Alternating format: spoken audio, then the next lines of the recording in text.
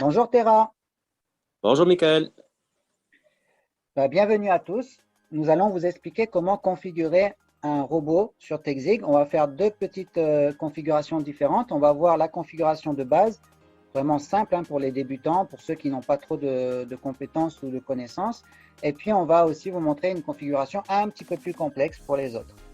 La première chose qu'on va vous montrer, là on est sur l'interface des bots qui configurent KuCoin. Donc c'est la même interface que Binance, c'est juste qu'on a plus de paires. Et d'ailleurs, on va commencer par regarder toutes les paires. Les voilà. Vous voyez, on a toutes ces paires là. Et quand vous cliquez sur une paire, automatiquement, il y a en face le stablecoin qui correspond. Donc par exemple, sur le Bitcoin, sur KuCoin, on va aller sur l'USDC. Si je prends par exemple l'ETH, on va aller sur un autre stablecoin. Voilà, vous voyez, c'est le DAI. Si je prends par exemple le BNB, on va arriver sur un autre stablecoin. Voilà, là, je suis sur l'USDT. Et c'est d'ailleurs ça qu'on va prendre comme exemple, puisque là, il y a un capital de 553 $. Et Terra, est-ce que tu pourrais nous expliquer, s'il te plaît, comment configurer très simplement un bot sur KuCoin avec le BNB et l'USDT comme exemple, s'il te plaît? Oui, bien sûr. Comme a dit Mika tout à l'heure, on va faire un paramétrage pour le débutant. Donc tout simple.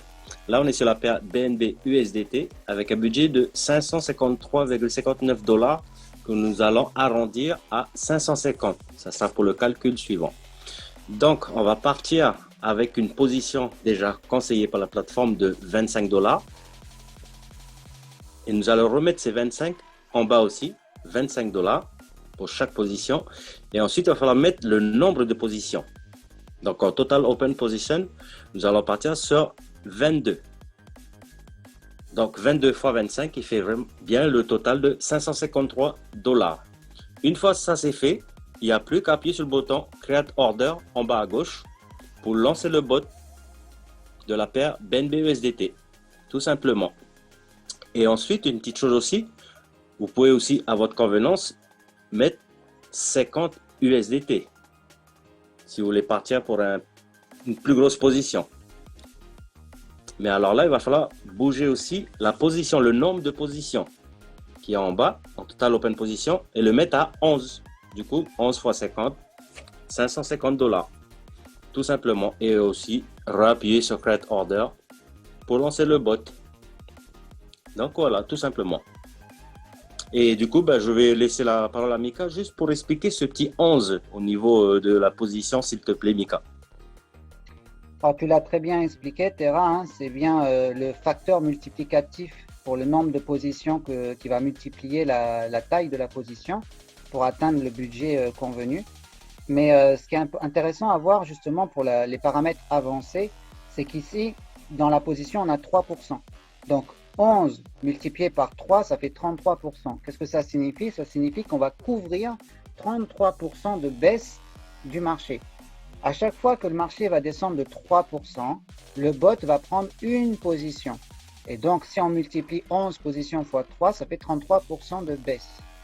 Maintenant, comment ça fonctionne? Ici, on a un profit pourcent. Ce pourcentage, en fait, c'est quand ça remonte. Donc, si le bot il descend de 3% et qu'il remonte de 2%, il va s'apprêter à vendre. Mais il ne va pas forcément vendre tout de suite à 2%. Le bot est super bien configuré parce qu'il va chercher à aller prendre le maximum possible par rapport à la poussée vers le haut du marché. Donc si le marché par exemple il fait plus 5% et qu'il dépasse donc les 2%, le bot il se prépare à vendre mais il va attendre et arriver à plus 5%.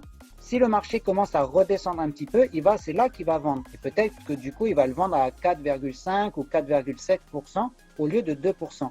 Donc le profit qui est là, c'est vraiment le minimum. Et ça, c'est des choses que vous pouvez régler si vous voulez paramétrer beaucoup plus finement le bot. Par exemple, on pourrait décider de mettre une baisse de 2% seulement. Et puis ici, on va cocher On pour pouvoir modifier ce chiffre-là et mettre par exemple une hausse de 1% pour qu'il prenne au minimum 1% et qu'il descende à 2% ici. Vraiment à votre convenance et c'est en fonction aussi de votre budget. Il y a encore une autre chose que je voulais vous montrer qui est très intéressante, toujours dans cette même philosophie de couverture du marché. et c'est en cas de crash. Que se passe-t-il en cas de crash? Donc, on va remettre les 3% pour que je vous montre vraiment sur les paramètres standards, hein. Imaginons que vous ayez ici 3% et 2% et que le marché, on voit que le BNB il est à 414 $. Imaginons que le BNB il prenne moins 50%. Mais qu'est-ce qui va se passer? Le bot va prendre des positions jusqu'à moins 33% et ensuite il va s'arrêter. Puisque de toute façon, il n'a plus de budget convenu, donc il ne va pas prendre plus que ce qui est convenu dans le budget. Toutefois, si vous voulez, vous pouvez utiliser la fonction Booster Price. En faisant ça, vous allez choisir un prix auquel le bot va dupliquer la stratégie à nouveau.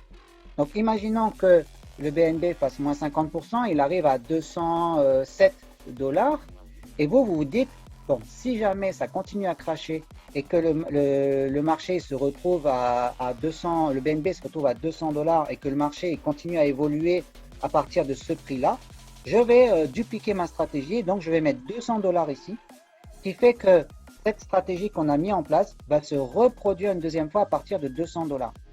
Et donc, si on comprend bien, ça ferait moins 33% et là, ça s'arrête. 50%, jusqu'à 50%, il n'y a plus aucune position. Et à partir de 50%, ça recommence à prendre des positions sur moins 33%.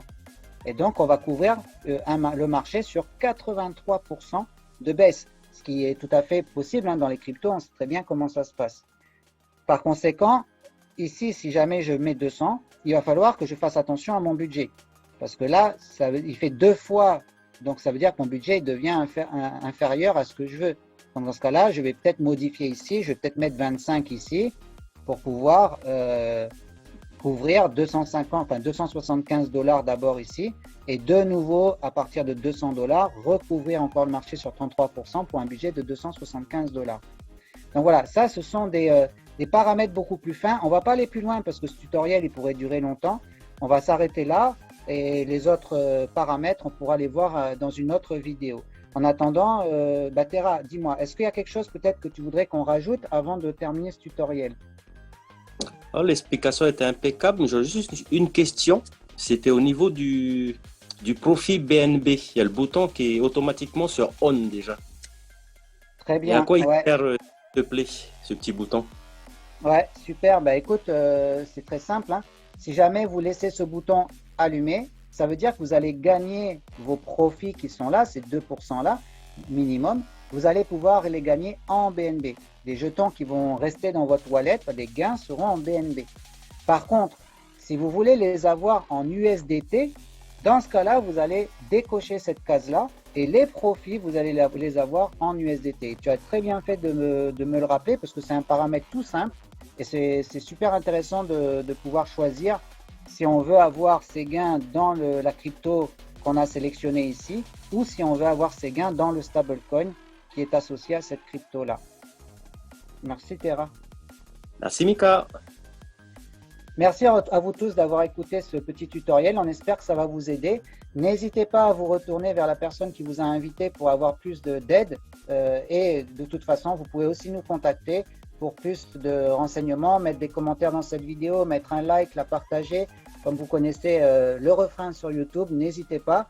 Et nous, on vous répondra avec grand plaisir. L'équipe francophone de TechZig. À très bientôt.